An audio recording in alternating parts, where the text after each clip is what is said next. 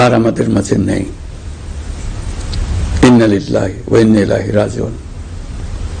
বেগম খালেদা জিয়ার ইন্তেকালে আমরা গভীরভাবে শোকাহত ও মর্মাহত।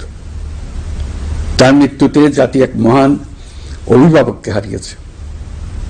এই গভীর শোকের মুহূর্তে আমি তার পরিবারের সদস্যবৃন্দ, রাজনৈতিক সহকর্মী এবং অগণিত কর্মী সমর্থকদের প্রতি সমগ্র জাতির পক্ষ থেকে আন্তরিক সমবেদনা জানাচ্ছি।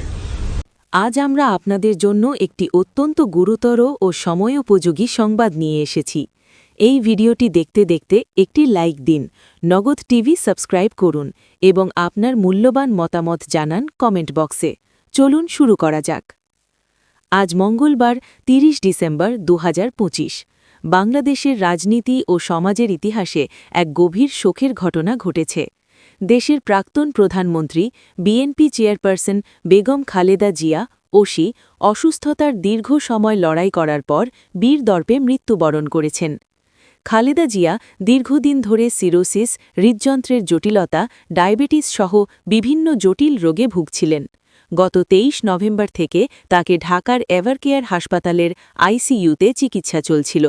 আজ সকালে ভোরে প্রায় ৬টা তার শ্বাস বন্ধ হয়ে যাওয়ার পর চিকিৎসকরা তাকে মৃত ঘোষণা করেন।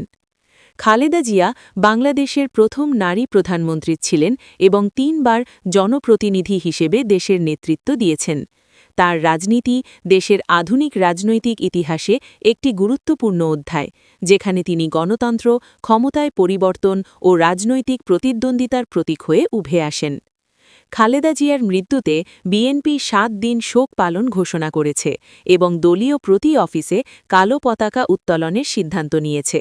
রাজনৈতিক নেতারা তাকে একটি অবিচলিত নেতা ও সংগ্রামী নারীর প্রতীক বলে অভিহিত করছেন।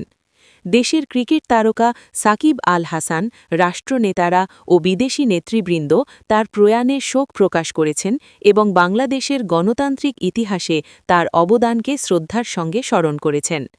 এটি ছিল আজকের সবচেয়ে বড় ও সত্য সংবাদ, বেগম খালেদা জিয়ার মৃত্যু, যা দেশের রাজনীতিতে শোকের ছায়া ফেলেছে।